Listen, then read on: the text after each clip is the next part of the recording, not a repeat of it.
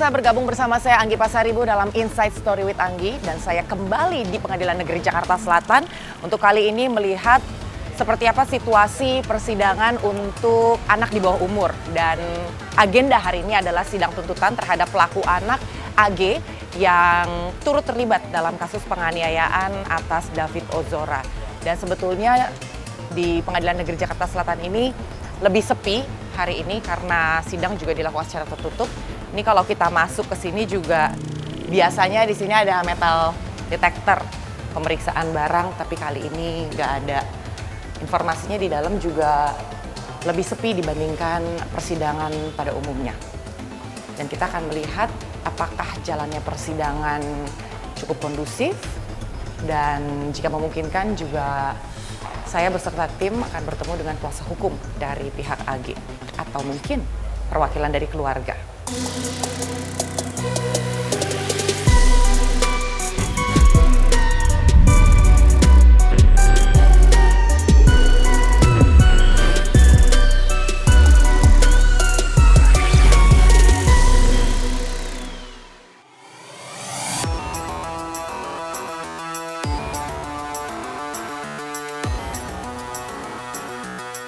Mungkin teman-teman dulu pernah dengar pepatah lama yang bilang apa yang kamu tabur itu yang akan kamu tuai. Dan inilah yang dialami oleh pelaku anak AG.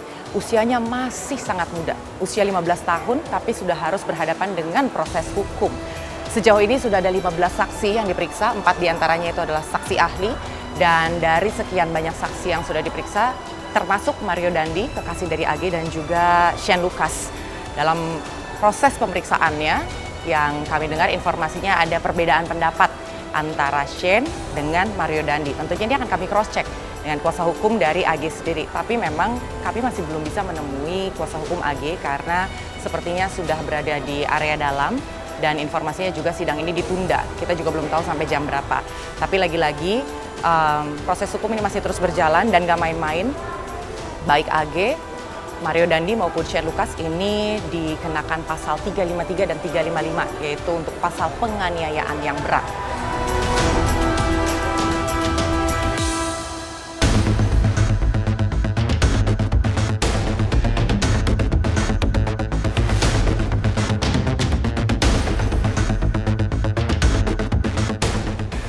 Saya juga masih nyari tahu ya pemirsa, apakah di ruang sidang 5 ini yang ada di depan saya, atau sebenarnya ruang sidangnya itu ada di belakang. Karena ini katanya memang untuk peradilan anak. Dan bisa dilihat juga pemirsa, di belakang saya ada anggota Banser. Dan tadi dari saya masuk, dari pintu masuk sampai ke sini memang saya melihat ada beberapa anggota Banser yang berjaga di sekitar ruang sidang ya, atau di sekitar Pengadilan Negeri Jakarta Selatan, tapi yang di bagian dalam sini. Saya juga belum tahu fungsinya untuk apa, tapi sepertinya untuk memastikan jalannya persidangan ini tertib dan juga kondusif. Jadi tadi datang di sini dari pagi? Oh, dari pagi? Dari jam 9? Nanti pulang tunggu selesai? Kemarin juga datang? Itu masih tiap hari, Pak? Ya enggak, maksudnya minggu kemarin. Oh, bapaknya kali. Personilnya beda-beda. Sidangnya udah tiap hari kan sekarang kan. Banyak tuh tadi ya Pak di depan. Berapa orang Pak personil? 30 hari ini. Kalau banyak kan nggak muat sih. Iya ya, benar juga ya. Banyak kan relatif ya pemirsa ya. Kalau banyak Oh iya, itu Bapak orang yang ke 5.790.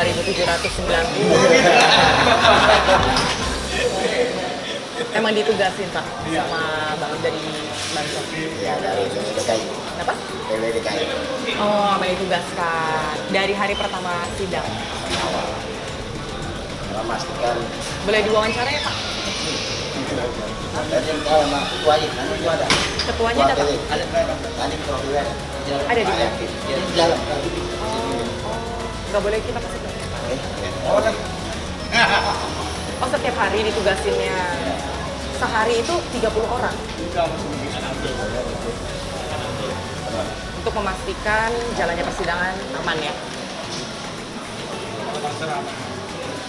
Sejauh ini ada yang aneh-aneh gitu? Nggak ada lah. Nggak ada. Yang kelihatannya nih kayaknya rame nih kalau sidang saksinya siapa gitu.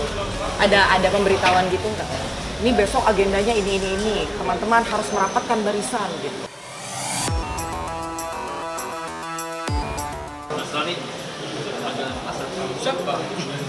Seperti yang tadi sudah saya sampaikan ya pemirsa, jadi keberadaan para personil Banser di area ruang sidang Pengadilan Negeri Jakarta Selatan ini memang untuk memastikan jalannya persidangan itu tertib dan juga aman. Dan ini adalah perintah dari ketuanya bahwa setiap hari di persidangan personil Banser harus bersiaga di sini dan selalu dirotasi. Jadi orangnya beda-beda. Yang pasti setiap hari personil Banser harus ada di area sidang Pengadilan Negeri Jakarta Selatan.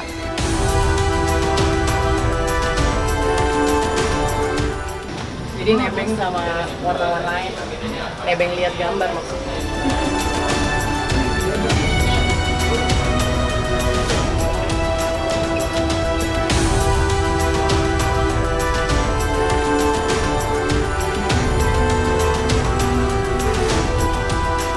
Jadi agendanya itu sidang tuntutan terhadap AG. Katanya sih udah selesai, udah tuh.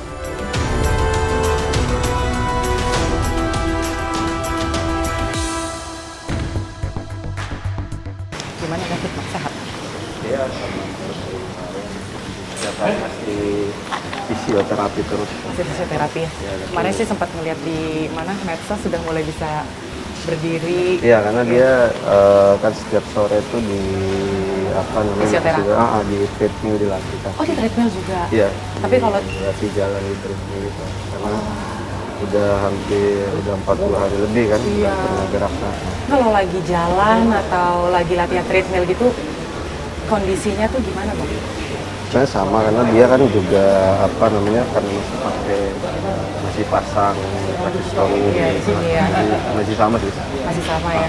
Cuma kalau kenalin orang tua udah Itu masih kadang nyambung kadang los, jadi karena memang kan udah divonis itu kan DAI itu. cuma kalau komunikasi gitu gimana? Dia merespon jadi instruksi ketawa, misalnya ketawa Fit buka mulut kayak gitu. Sekalian brosur. Oh iya. Salam ya Bang buat Iya, keluarga, iya. buat Bang Jo, Ibu. Iya. Kita berdoa supaya David cepat pulih, nggak ada yang mustahil Bang. Iya. Puji Tuhan. Makasih ya Bang ya.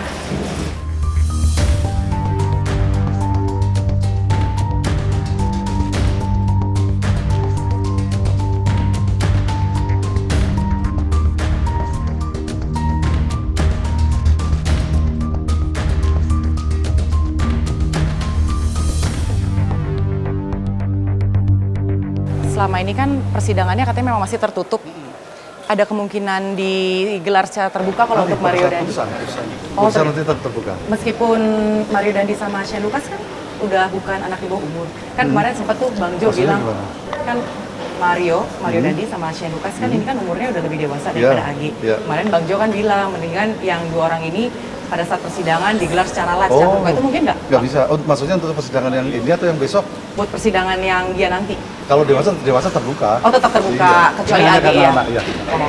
Terima kasih Pak.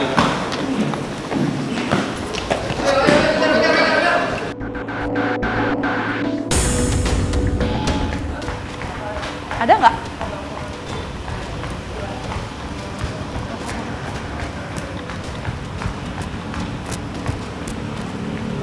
Udah keluar, tuh. Udah lewat.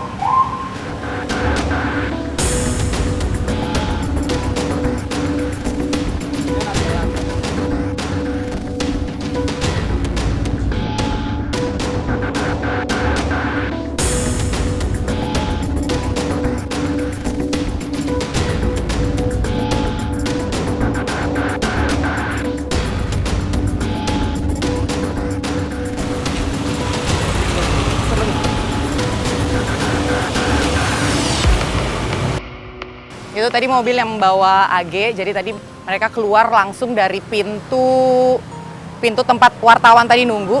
Jadi tadi pas tuh sama keluarganya David keluar, kejari dulu keluar keluarga David. Jadi celahnya mereka langsung lari karena memang pihak kuasa hukum dan juga keluarga bukan dilarang ya, tapi memang tidak mau bertemu dengan media sepertinya. Tapi nggak apa-apa, yang penting kita udah dapat tadi keluarganya David. Tadi Pak Rustam itu adalah pamannya David, dan tadi teman-teman juga udah dengar bahwa situasi dan kondisi David sekarang memang sudah membaik, sudah jauh lebih pulih, tapi proses penyembuhan masih terus, bukan masih terus berjalan, tapi proses recovery yang sekarang ini David sedang jalani. Jadi tadi fisioterapi itu selalu dilakukan setiap pagi, latihan jalan, latihan treadmill, tapi semua tuh ada seperti ada metodenya ya, mungkin tim medis lebih tahu. Dan sekarang saya masih menunggu kuasa hukum dari AG.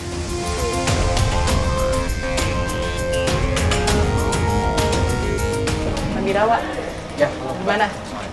Udah aman, kita sampai ke sana kali ya? Ya. Selesai ya. Ini kuasa hukum dari AG, teman-teman. Tadi berapa lama di dalam? Mulainya tadi jam 3 ya, telat Jam ya? 2 seharusnya mulai, tapi ada molor sedikit jam setengah 3 mulainya. Oh, tadi jam 1. Tadi tuntutan dari JPU gimana, Bang? Jadi sebetulnya ini kan karena sifatnya sidang tertutup, Iya. jadi terkait pokok perkara kita nggak bisa menyampaikan itu much detail. Tapi memang di sini mungkin salah satu hal yang bisa kami sampaikan adalah tadi JPU sudah menyampaikan tuntutannya, Ya. dan pasal-pasal yang disampaikan dalam dakwaan yang juga seiring dengan hasil penyidikan itu juga disebutkan di situ. Dan mungkin salah satu clue yang kita bisa sampaikan di sini sebelum pembacaan putusan ya, yaitu tuntutannya itu ada pidana penjara. Oke. Ya, namun di sini untuk terkait detailnya kita belum bisa menyampaikan karena sifat tertutup dari persidangan hari ini. Kan sebelumnya memang publik juga udah dengar tuh, Bang, kalau pasal yang dikenakan itu pasal 353 dan 355. Tadi yang dituntutkan oleh JPU masih sama? Kurang lebih sama ya, karena kan sesuai dengan hasil penyidikan dan juga dakwaannya kemarin ya, memang kurang lebih seperti itu. Tuntutan penjara 12 tahun tadi. Masih Kalau sama? maksimalnya ya, Oh, itu maksimal. maksimalnya ya. Dan kalau upaya dari kuasa hukum sendiri gimana, Bang? Jadi memang hari ini kan kita sudah menerima tuntutan dari JPU sejauh ini. Tahap berikutnya adalah penyampaian nota pembelaan kami, pledoi yang akan kami bacakan besok. Oke. Jadwalnya sih siang ya, setelah jam 12. Namun nanti kita juga akan tetap standby di sini kira-kira ada pergantian jadwal dari pengadilan. Kami sempat baca informasinya, tapi ini nggak tahu benar atau enggak gitu, pengen di cross check gitu ke Bang Birawa. Untuk kondisi mental dari AG sendiri katanya sempat terguncang selama di tahanan. Iya, itu betul. Tapi memang dari pihak keluarga dan kami juga berusaha untuk bisa memberikan semangat dan juga support moral ya, khususnya agar anak AGH ini bisa menjalankan proses persidangan dengan baik. Karena kan kalau ada drop terus tiba-tiba menjadi kendala untuk bisa menjalankan proses persidangan, itu akan sulit, baik untuk nggak hanya untuk kami ya, tapi juga untuk seluruh pihak-pihak yang terlibat. Tapi kalau per hari ini memang kami melihat kondisinya itu mungkin sejak awal minggu ini ya, itu sangat-sangat membaik. Membaiknya itu dalam arti kayak Membaik dalam arti memang anak AG ini siap untuk menjalankan agenda-agenda persidangan. Namun memang pastinya karena AG ini masih anak ya, anak perempuan, ketika tadi pembacaan tuntutan itu cukup emosional. Bang, saya tuh mau nanya banyak nih, Ya. ngorek-ngorek nih tentang AG. Kita kalau misalnya sambil duduk gitu boleh kali ya, Bang? Ya, silakan mau Boleh di mana ya. di situ kali ya.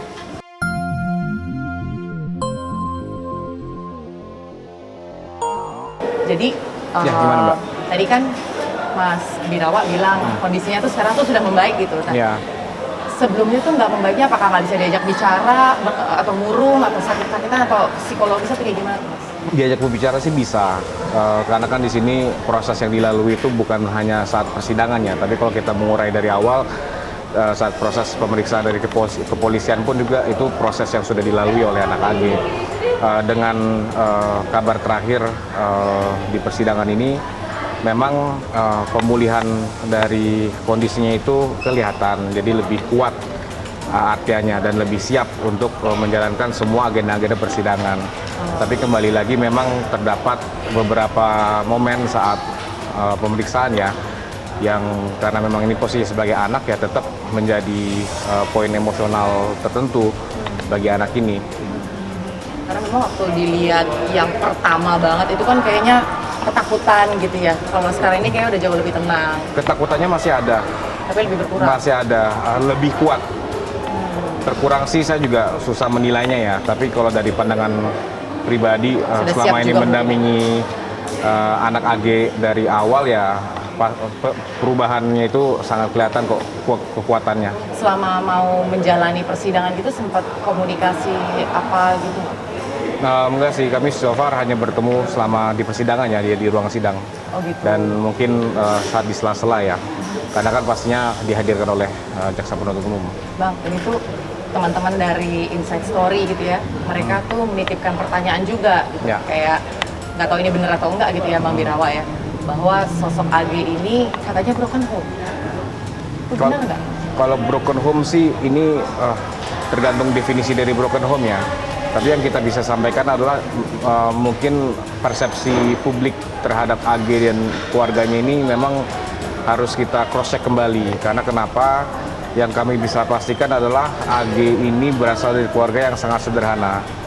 Kedua orang tuanya itu, dan kita juga bisa sampaikan kedua orang tua angkat ya, itu memang berasal dari ya latar belakang pengusaha yang sangat-sangat sederhana. Mereka cuma punya toko material yang juga merupakan kediaman mereka.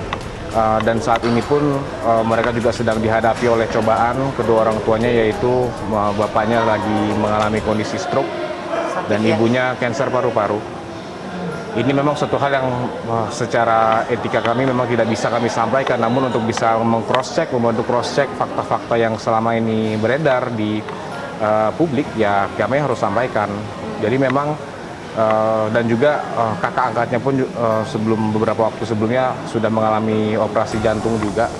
Jadi memang ini keluarga yang bisa dibilang broken home sih menurut saya tidak, tapi banyak cobaan yang selama ini dihadapi oleh keluarga anak AG. Jadi bisa dibilang kurang figur orang tuanya kali ya, bukan dalam arti terbuang, tapi karena orang tuanya sakit itu tadi kan? Bisa dimaknai seperti itu, namun sejauh ini support dari kedua orang tua AG itu selalu ada. Ibunya selama seluruh proses persidangan di pengadilan itu selalu hadir di sini. Ibu yang kandung atau angkatnya? Ibu yang angkatnya selalu hadir di sini, walaupun dengan ini ya kondisi medis yang berat, masih dalam perawatan juga. Ibu yang angkat yang sekarang yang selama ini tinggal bareng sama AG kan? Iya, ibu angkatnya. Kalau yang cancer kan ibu yang kandung kan? Bukan, ibu angkatnya. Oh, ibu yang angkatnya ibu angkatnya, ini. iya. Oh, oke. Ibu angkatnya. Jadi memang selama ini ibunya itu selalu hadir dalam persidangan untuk memberikan support moral, untuk memberikan kasih sayang, untuk memberikan kekuatan untuk anak AG ini dapat menjalankan seluruh proses persidangan dengan baik. Iya, sangat-sangat berat. Terus gimana ceritanya? Kadang kan jadi berpikir ya, apa mungkin karena kurang kasih sayang? Mungkin bukan kurang kasih sayang, tapi butuh ada penerimaan dari luar, akhirnya jadi bertemu dengan Dandi, terus jadi ketika... Kalau menurut saya sih bukan kekurangan penerimaan atau kasih sayangnya, ini memang kalau bisa dibilang sih anak ini berada di dalam tempat yang salah di waktu yang salah. Jadi kalau kita lihat dari track record anak AG memang sejauh ini ya tidak pernah ada permasalahan apapun yang dihadapi oleh anak, apalagi yang melibatkan dengan permasalahan hukum. Jadi memang ini kebetulan suatu peristiwa yang sangat disayangkan semua pihak, ya, sangat disesali khususnya oleh anak AG yang melibatkan anak AG harus bisa menjalankan prosedur hukum yang begitu panjang. Sekarang walaupun menurut ketentuan acara pidana anak itu dipercepat ya, tapi kan dengan dampak percepatan ini semua jadi tertumpuk. Iya. Kemarin saja kami pemeriksaan saksi, 2 hari terakhir itu maraton, Mbak. Jadi kami mulai dari jam 8 pagi, selesai itu sekitar jam 10 malam kemarin. Jadi memang ini, dan itu anak hadir secara terus-menerus dalam semua agenda persidangannya. Ini sangat-sangat berat buat anak untuk bisa harus melalui seluruh proses ini. Iya, karena memang sebetulnya harapannya kan sebelum Lebaran udah selesai kan yang diharapkan. Jadi dikebut hampir setiap hari, besok juga ada. Iya, gitu tapi bukan hanya mengejar untuk Lebaran sih, karena memang di sini kami memahami pengadilan pun juga harus memenuhi ketentuan hukum acara pidana anak. Ya, hukum acara pidana ini memang lebih cepat daripada acara hukum pidana biasanya. Tapi itu bisa disanggupi oleh AG nggak? Mengingat usianya masih sangat muda ya untuk mengikuti kalau agenda. disanggupi sih pasti diusahakan semaksimal mungkin, karena sejauh ini memang AG sangat-sangat kooperatif. Semua persyaratan, semua proses dan hal-hal yang diperlukan dalam pemeriksaan baik dari tingkat kepolisian, kejaksaan dan juga di pengadilan saat ini semua itu dipenuhi oleh anak AGH. Jadi memang kalau kita lihat semua proses ini dinilai berat ya, memang sangat berat. Tapi anak AGH ini siap menghadapi sebuah prosedur yang berlangsung. Bang Birawa, kalau dari seberang nih, dari yang Mario Dandi kan memang sempat ada permohonan maaf kepada keluarga David ya gitu. Nah sementara kalau dari AG sendiri gimana? Kalau nggak salah kan sempat pengen ada mediasi ya awalnya kan, tapi kalau itu di persyaratan diversi sudah dilakukan, tapi memang sejak awal setelah peristiwa ini pun terjadi, dari pihak keluarga anak AGH itu sudah memiliki rencana untuk memohon maaf secara langsung ke keluarga Ananda David. Namun memang harus dipahami bahwa pada saat itu anak AGH sedang menjalankan proses pemeriksaan juga pertama di Polsek Pesanggerahan, kemudian di Polres Jakarta Selatan, kemudian diambil alih oleh Polda Metro Jaya, kemudian oleh Kejaksaan, sekarang di pengadilan. Anak AGH tidak memiliki ruang gerak yang leluasa untuk dapat menjenguk secara langsung. Dan yang kedua, orang tuanya pun memang karena dalam kondisi dirawat ya secara medis pun itu menjadi hambatan tersendiri untuk dapat secara langsung datang menjenguk. Namun itu tidak membatasi niat kedua orang tua dan keluarga AGH untuk menyampaikan permohonan maaf, karena pun secara terpisah kami selaku kuasa hukum dan penasihat hukum juga pernah menyampaikan etika dan maksud permohonan maaf dari keluarga kepada kuasa hukum ya dari Ananda David. Namun memang mungkin dari segi waktunya yang belum memungkinkan karena proses ini kan sedang berlangsung ya. selama bertemu di dalam ruang sidang sendiri sempat ada komunikasi dengan kuasa hukumnya David atau sempat Kalau dengan kuasa hukum Ananda David kami keluarga David kan sempat datang. Iya, kami sih terbuka dan kami juga berusaha untuk bisa menyambung komunikasi yang baik, silaturahmi yang baik dengan siapapun termasuk dengan kuasa hukumnya Ananda David dan juga pihak keluarga yang hadir. Kami menghormati proses yang berlangsung dan kami juga menghormati pihak keluarga yang hadir di sini untuk dapat mengawasi proses hukum yang berlangsung dan kami juga selalu sampaikan tidak hanya pada kesempatan di persidangan ya, namun juga pada saat kami memiliki kesempatan untuk menyampaikan kepada publik bahwa ya anak AG ini sangat menyesali kejadian itu berlangsung dan secara terus-menerus selain dari anak AG sendiri, dari keluarga dan juga pun dari tim kuasa hukum kami selalu mendoakan agar Ananda David segera pulih. Kami terus memantau kondisi Ananda David dari Twitter Bang Jo, ayahanda David, perkembangan pemulihannya, proses pemulihannya dan kami senantiasa mendoakan untuk bisa cepat pulih. Kalau ketemu di dalam ruang sidang kan tadi kan ada Bang Rustam tuh datang. Ya, Kemarin juga ya, sempat ada Bang ya. Jo kan datang, itu sempat nggak AG salam gitu atau ini kembali lagi masuk ke dalam fakta dalam persidangannya dan pokok perkara, jadi mungkin nggak bisa kami share terlalu banyak, tapi untuk interaksi ada interaksi, khususnya ketika Bapak Jonathan selaku saksi diperiksa oleh hakim pemeriksa.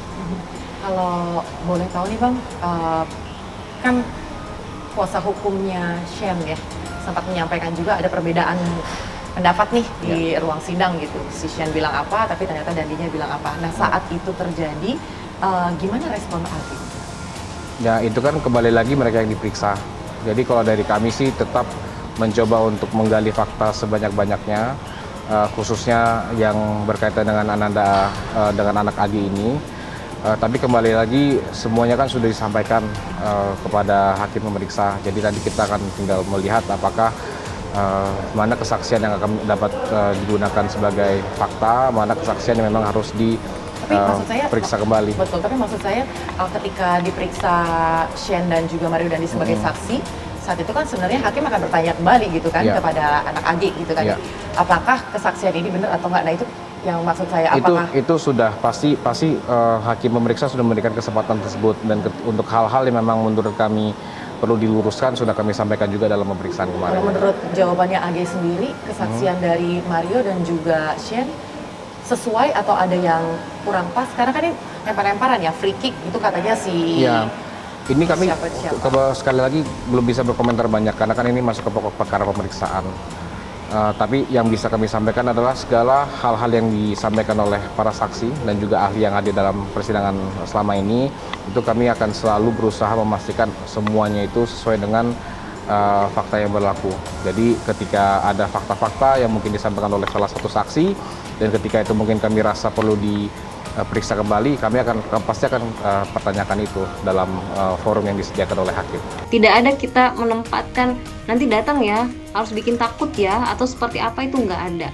Jadi mereka memang, saya nggak tahu apa yang spesial dari David ini, tetapi begitu banyak orang yang ingin mengawal proses David mencapai keadilan sepenuh-penuhnya.